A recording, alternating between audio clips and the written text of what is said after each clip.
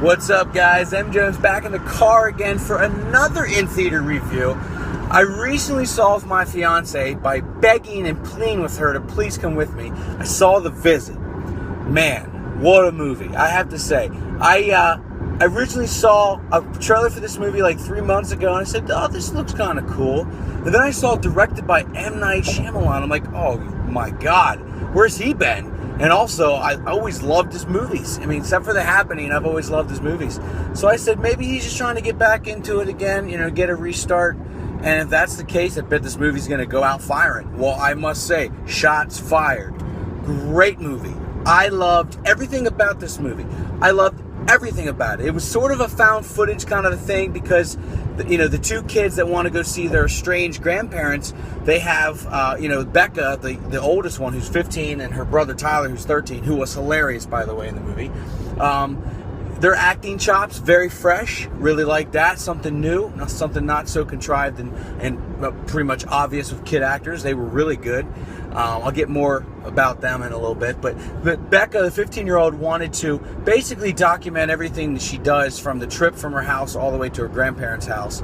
And so she takes her own camera and films everything, filming with her mom, saying bye to her mom and all that kind of stuff, and goodbyes, and get on a train, and her and her brother on the train, and they finally get to the town that her grandparents live in, and her grandparents pick them up, and right from the start they were very nice and calm and very, very just kind of a lot of tranquility in the air, and the grandparents seemed pleasant, had plans for the kids for the whole week that they were going to be visiting, and just things start going awry. Strange things happen, especially at nighttime. In the trailer, obviously the pop-up grandpa says, don't come out after like 9:30, and it's like, oh, okay, well, why is that? And it makes you kind of wonder as the characters and also as the audience. So and then so weird things happen per night, and it just gets more weird and more weird. And Tyler ends up having a camera as well, and I can't remember how he got the camera, but I know he has a camera to kind of document with his sister Becca, and finally things start to make sense, and there's twists and there's turns and there's oh my gods and there's jaw droppings and there's all that extra stuff, and you're just like, oh my God, like what is happening? And eventually you find out a lot of things about the grandparents, and why they act so strange, and it's just, I don't want to say anything. If you haven't seen it yet, please go see it. I thought it was a fantastic movie. A movie that I just was like, oh my gosh, it's right up there. For the past 15 years, ever since 2000, I've said my favorite movie has been The Conjuring for horror. I'm going to say this is a close second, if not first. I loved it that much. Mainly because the grandpa and the grandma, they were called Pop and Nana.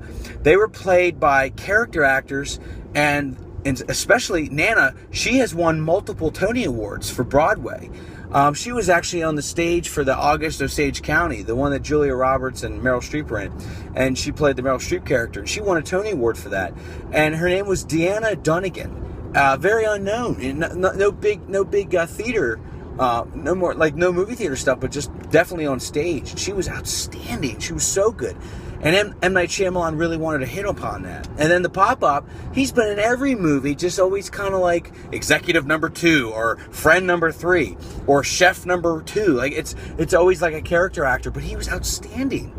And the two kids, M. Night Shyamalan discovered them. They were in Australia. Both of them are from Australia. And they played the brother and his sister in the movie.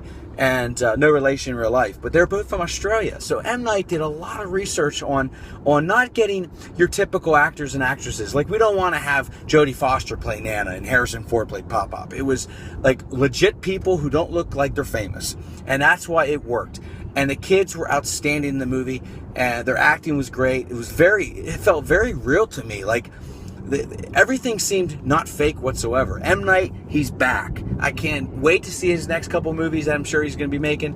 But all I can say is he's back. The Visit, I'm giving 5 out of 5 stars. I loved it. I thought it was a perfect quote-unquote found footage movie, and I cannot wait to own it. And I'm probably going to go see it again with my buddy Stegs this weekend. And, I can't wait. I hope everyone liked it. I can't wait to hear your opinions. Let me know what you thought about it in the comments. And that's it. So take it easy. Okay, bye.